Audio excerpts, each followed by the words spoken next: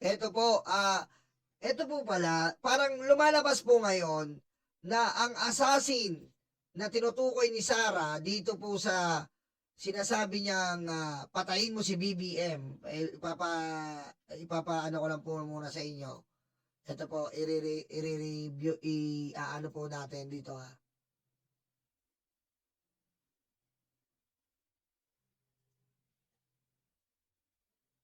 Huwag kang mag-alala, ma'am, sa security ko. Kasi may kinausap na ako na tao. Sinabi ko sa kanya, kapag pinatay ako, patayin mo si BBM. Huwag kang Oh, yan. Diba yan? Huwag kayong mag-alala, pag pinatay ako, may kinausap na ako. Ang kinausap mo, ang lumalabas, Sarah, sila chika ba? patayin mo si BBM. No joke.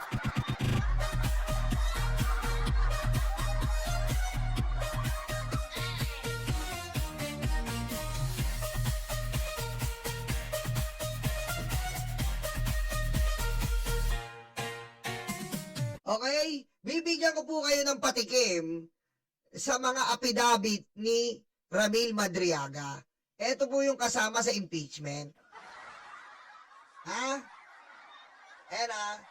Hindi naman po ako tulad ni BP Sara na isang kolonel ang inutusan na papatay sa Pangulo. Aray ko. Oh, isang kolonel daw ang papatay sa Pangulo. Ibalik natin dito. Huwag kang mag-alala, ma'am, sa security ko. Kasi may kinausap na ako na tao. Sinabi ko sa kanya, kapag pinatay ako, patayin mo si BBM. Oh, patayin mo si BBM. Sino papatay sa Pangulo? Hindi naman po ako tulad ni BP Sara na isang kolonel. Yun daw ang kinausap ni BP Sara. Isang koronel ang papatay sa Pangulo. Ang sakin naman po ay kung sino na lang nakakosa, katarima, kagrupo sa kulungan ang makatsyempo sa kanila na nagbabanta sa aking buhay. Hindi po nila monopolyo ang paggawa ng masama sa kapwa. Ayan po God is with you po, Ramil Madriaga. Ramil Madriaga. Ramil Madriaga. So, sa makatuwid po, yan po ang lumalabas kung i-analyze natin.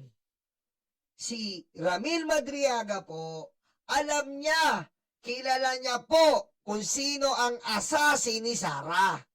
Na lumalabas, na lumalabas na kaya pala parang yung confidential funds, kung napupunta kay La Chica, hindi kaya yung confidential funds, Sarah, ay ginagamit mo para ano? Para utusan sila chikang magplano kay BBM. Aray ko. Kasi po, kung matatandaan nyo, kung matatandaan nyo po, papaalala ko uli sa inyo, saan po ba napunta ang confidential funds? La Chica, Gina Acosta. Papaalala ko lang po sa inyo. Eto po, namatay si ano. Isa po sa Eto po, papakita ko lang po sa inyo, Papaalala ko lang po sa inyo. Hindi kaya, nagtatanong lang tayo, ang confidential bonds ba na binibigay ni Sarah kay La Chica ay pondo para pagplanuhan si BBM na patayin? Aray ko. Hindi kayo makakalusot sa analyzation namin dito, boy. Sabi ko sa inyo, hindi kayo makakalusot. Oh, pakinggan natin. Sumalang sa pagdinig tungkol sa kwarta, ang pera ay ang cheque. Nag-inform po ang aking head of agency na i-release ko po sa aming security officer. So while on the way na po ako papuntang office, I called up the security officer informing him na na-encash ko na po ang cheque. Can you please mention the name of the security officer? Si Colonel La Chica po. Colonel La Chica! Oh, sino nagutos? Colonel Lachica. Can you please enlighten the committee? Sino po ba si Colonel Lachica? Siya po ang ground commander ng aming BPSPG na na-assign po sa Office of the Vice President. Sabi niya, Costa hindi niya alam kung sino-sino ang tumanggap ng pondo mula kay Lachica na siya raw may alam ng tungkol sa mga proyekto ng OVP sa ilalim ng Confi funds. I wish to direct your attention to the left bottom portion of Yan po ha, tinutroba ko lang kayo. Ibig sabihin, si Sarah, binibigay niya kay La Chica ang pera para magplano si La Chica na patayin ang Pangulo? Aray ko.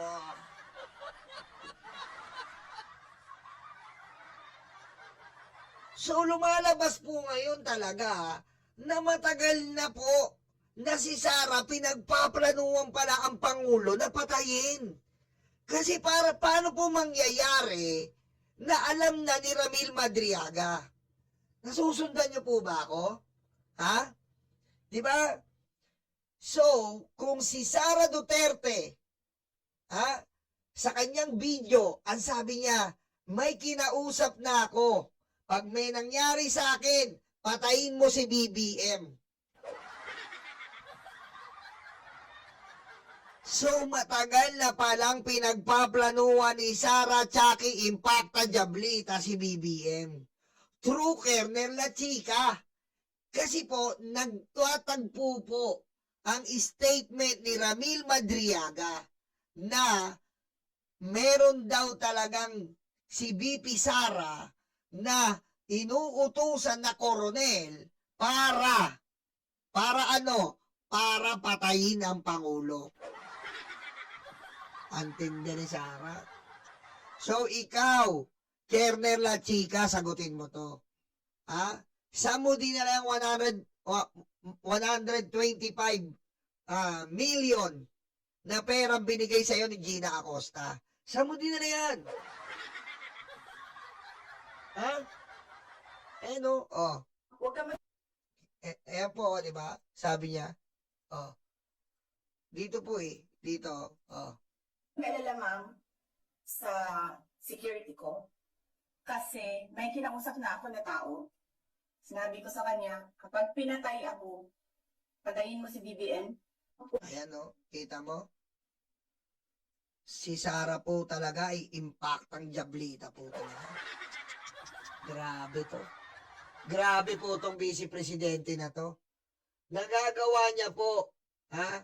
Nagagawa niya pong mag-utos ng pagpatay sila Chika po pala.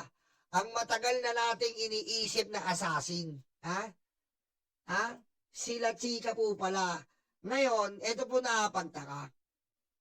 Nag-file po siya ng cyber libel. Ayan po, Colonel, oh. Colonel. Sino ba yung sinabi ni Madriaga? Si Colonel. Sino ba yung Colonel? Oh. Ito po nakapagtaka. Nagsampa po siya ng cyber libel kay La Chica. Pero, ay kay Madriaga. Pero ang in-address niya po, Davao. Paano ka napunta ng Davao, La Chica? So, lumalabas po talaga ngayon na kung susundan natin itong cyber libel case, isa ka rin pa ng Davao Group. Oh. Eh no, isa ka rin pa ng Davao Group, La Chica. Eh no, paano ka na pumunta ng Davao? Aray ko. Oh. Ay ano, nakatira daw siya si Davao, si La Chica. Paano ka napunta ng Davao? Parang sinagot mo na tuloy ang matagal na tanong. Na isa ka pa rin palang Davao group ng mga Duterte. Yan po ang lumalabas ngayon. Na binabanggit ni Sara na assassin ay sila chika pala.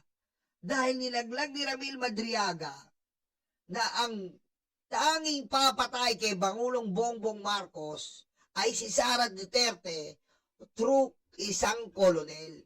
At hindi naman natin mapagkakaila, sino mo ba ang laging kolonel na nasa ni Sara? Ayan o, Kolonel La Chica. Oh. Grabe, napakasama ng hayop na Sara Duterte na to.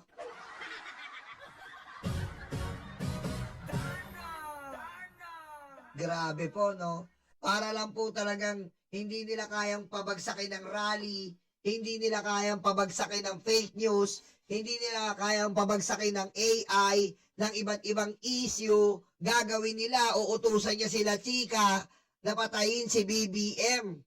Ang malas-malas pa natin, ay sabi ni Gina Acosta, ibinigay niya, pagkaingkas niya ng cheque kay La Chica. Alam na daw ni La Chica ang gagawin. Yun ang sabi ni Nino. Ang sabi ni Gina Acosta. Ano ba yung gagawin mo, La Chica? Hindi pala confidential funds. Confidential plan. Lumalabas po ngayon, si Gina Acosta, pagbigay niya kay La Chica, hindi pala confidential funds gagamitin. Confidential plan. Ano ang confidential plan? Ang patayin ang Pangulong Bongbong Marcos. Pagayin mo si BBM. No joke.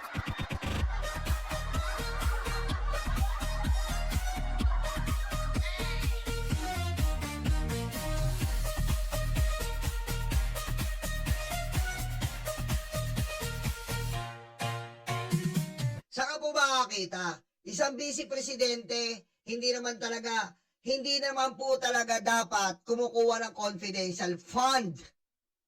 Pero binigyan. Ang masama pa nito, binigyan ng confidential funds, hindi ginagamit para sa national threat. Ginagamit pala to para sa assassin niyang si Colonel ayon kay Ramil Madriaga.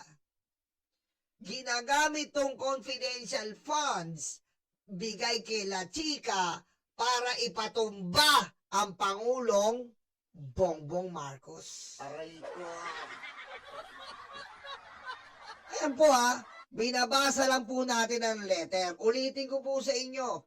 Ito po ay sworn letter. Sinumpaang salaysay ni Ramil Madriaga. Hindi naman po ako tulad ni BP Sara na isang kolonel ang inuutusan na papatay sa Pangulo. Ayan po. Ayan po. So lumalabas kung si Colonel La Chica ang papatay sa Pangulo na inuutusan ni BP Sara at si Gina Acosta ang nagbigay ng pera kay Colonel La Chica. So lumalabas either reward ni La Chica yung confidential funds pag nategi ang Pangulo or gigamitin ni La Chica para sa kahit anong paraan mapatumba ang Pangulong Bongbong Marcos. Serniolo, Colonel, ang pronounce ng Colonel.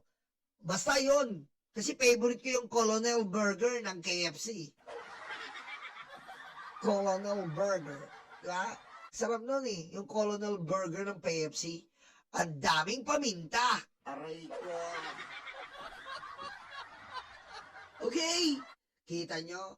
Yan po ang sobrang kasamaan ni Sara Duterte, Impacta, Japlita, Chakilita. Oh. Yan ba ang gusto nyo maging Pangulo? Good luck! Aray ko. Eto pa po yung dinidinay niya. Eto, wala nang blurred to ha. Eto po, confidential data. For pagbabago bags beneficiary. Ayan po ha, wala na po itong wala na po itong blurred. Office of the President. Ay, Office of the Vice President. Ayan ha. Pagbabago bags, programa niya yan. Program activity, Pagbabago Million Learners Campaign. Date of distribution, name of school, school's complete address, school ID, school population, total of beneficiaries. Sino po ba DepEd? Madidinay mo ba to, Sarah? Na hindi ka pumasok sa BJMP at in-offer mo to? Sino ba DepEd? At ano ba to? Ito ay kaugnayan sa mga eskwelahan. Sino ba DepEd? Para i-endorse to sa BJMP. Sige nga, pakisagot. Diba? Ikaw ang DepEd Secretary. Kung merong gagawa tungkol sa Department of Education sa BJMP para sa kanilang mga anak, sino gagawa? Ikaw. Ikaw ang DepEd Secretary. Tapos sasabihin mo, hindi mo kilala si Ramil Madriaga? Aray ko. Ayan o. Ayan ang mga sample. Ayan po ang mga sample na makikita nyo po. Ayan po yung mga anak ng mga preso. 9 years old, 5 years old, 13 years old, 12 years old, 11 years old, 9. Male, female, grade level, 4, kinder, 7, 5, 4, 3. Kita nyo? Sino po ba gagawa kung sino DepEd Secretary, sino mo mag-aano ng program na to?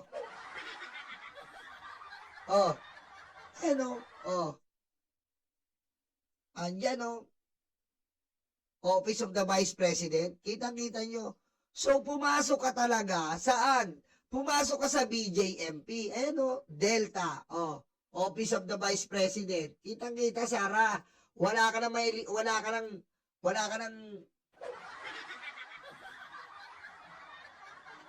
malilihim dito.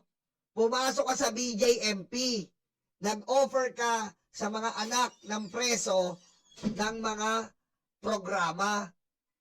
Dahil yun ang regalo mo kay Ramil Madriaga. Tapos ngayon, i-deny mo? Aray ko. Tapos ngayon, i-deny mo? Kabaliwan mo? Ayan po with documents po yan. And ewan ko lang kung madidinay-dinay pa ni Ramil Madriaga yan. Tingnan nyo. Ayan po. With ano yan, Ngayon, ang problema mo dito, Sarah. Ang problema mo nito, Sarah. Ayan, Paano yan kapag pinuntahan to? Halimbawa, pinuntahan tong Janelle Taib Vasquez. Halimbawa, pinuntahan tong Janelle Taib Vasquez. Barangay Elementary QC, Barangay Holy Spirit. Pinuntahan. Itinanong, yung tatay mo ba preso? Paano ka na? Aray ko. Paano ka na, Sarah? Tapos ka na ngayon. Halimbawa, itong nakasulat dito. Janelle Taib Vasquez, pinuntahan. Pinuntahan ngayon. Pag nalaman, yung tatay mo ba preso? Pag sinabi niya, oo. Ibig sabihin, totoo yung programa mo sa BJMP. Paano ka ngayon? Sinungaling ka talaga. Di kasi nag-iisip, bobo ko Sari. Aray ko. Bobo ka talaga Ita mo, pag pinuntahan to sa elementary, Barangay Holy Spirit, nakita yung bata. Tapos yung bata, sinabi doon, either nanay niya o tatay niya preso. Paano ngayon? Paano mo sasagutin yan? Ibig sabihin, totoo ang dokumento. Ibig sabihin, totoo ang dokumento na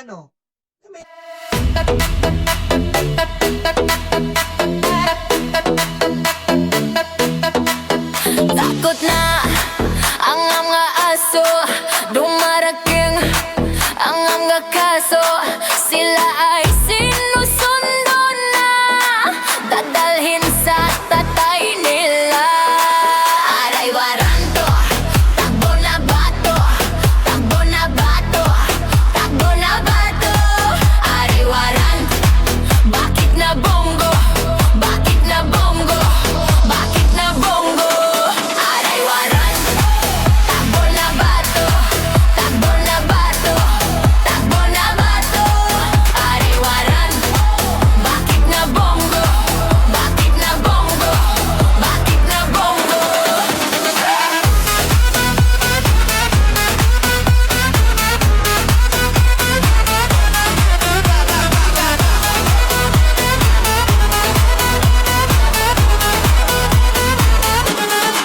Sabi ni Lord, huwag masama, pero sila ay uborlala. Nalalapit na silang masira, ay nagkarma, ay nagkarma. Aray waranto, takbo na bato, takbo na bato, takbo na bato. Aray waranto, bakit na bongo, bakit na bango, bakit na bongo. Aray waranto, takbo na bato, takbo na bato, takbo na bato. Aray waranto, bakit na bongo, bakit na bongo, bakit na bongo.